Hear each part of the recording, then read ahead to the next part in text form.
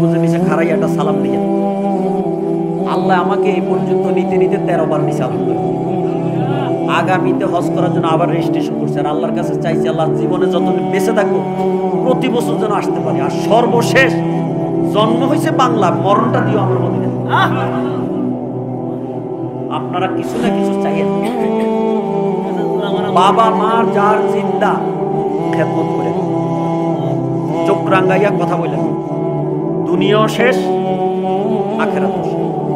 যাদের বাবা মা মরে গেছে কবর কাছে থাকলে যাইয়া জিয়ারত করেন, আর দূরে থাকলে নামাজের পরে পরে, যেহেতু দোয়ার কথা আজকে নামাজের পরে দোয়ার কথা আসছে, মা বাবার জন্য দোয়া। ইব্রাহিম নবী দোয়া শিখাই দিছে, রব্বানা গফিরলি ওয়ালে ওয়ালে দাইয়া। আহ কি চমৎকার! আল্লাহ আমারে মাফ করো, আমার বাবা মারে মাফ করো। ওয়ালিল মুমিনিনা ইয়াউমা ইয়াকুমুল হিসাব। আল্লাহ কিয়ামতের ময়দানে বিচারের সময় সব ঈমানদারে মাফ করে দেন। মারহাবা জোরে কেন? সবাই সবার জন্য দোয়া করতে হবে। যারা বয়সে সিনিয়র তাদেরকে ইজ্জত করবেন, সালাম দিবেন, সম্মান করবেন। যারা বয়সে ছোট তাদেরকে স্নেহ মমতা মায়া করবেন। মদ, গাঞ্জা, হেরোইন, নেশা, ইয়াবা এগুলোর থেকে দূরে থাকবেন।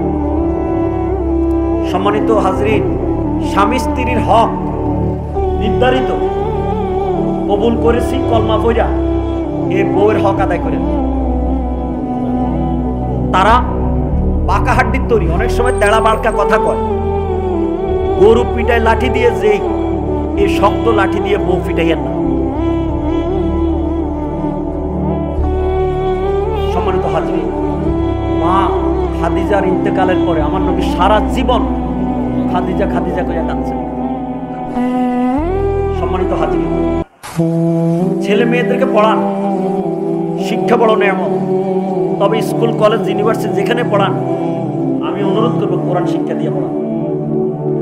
নামাজ পড়তে যেতে পারে, বাপ মা মরে গেলে জানাজাটা যেন দাঁড়ায় পড়তে পারে, অন্তত এই তালিমটা দিয়ে দিয়ে। রাজি আছেন? সম্মানিত হাজরিন, দাড়ি কোনো মডেল নয়, দাড়ি হলো সুন্নত। কোনো শরমের জন্য বলি না।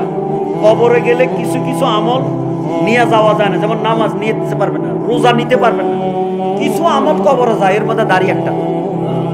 কি কর? অতএব কবরে নবীর সামনে দাঁড়াইলে নবী যাতে বেজার না হয়, দেখলে যাতে খুশি হয়, মরণের আগে দাড়িটা ঠিকঠাক করে মরে। অনেকে বুড়া কালে দাড়ি রাখে, কিন্তু বুড়া যে হইয়া মরবেন তার কোনো সার্টিফিকেট, দাড়ি রাখা কোনো শরমের বিষয়। অতএব আমি অনুরোধ করবো দাড়ি রাখা। সম্মানিত হাজরিন, শুক্রবারের নামাজে মসজিদে না গেলে বড় নেয়ামত থেকে মাহরুম হবে। শুক্রবার হলো গরিবের হজের দিন। নামাজ কোনো ওয়াক্তে বাদ দেওয়া যায় না, বিশেষ করে আপনার জুমার নামাজে যেন অবহেলা না হয়, খেয়াল করুন, আগে আগে মসজিদে চলে যান। সম্মানিত হাজরিন, অনেক কথা বলে ফেলেছি। পুরানা মাঠ বলতে মনে চায়, কিন্তু পরিবেশ আজকে নাই। তারপরে আপনারা আমাকে ইজ্জত দিয়েছেন, আল্লাহ পাক সুযোগ দিয়েছেন, এই জন্য শুকরিয়ার কোনো ভাষা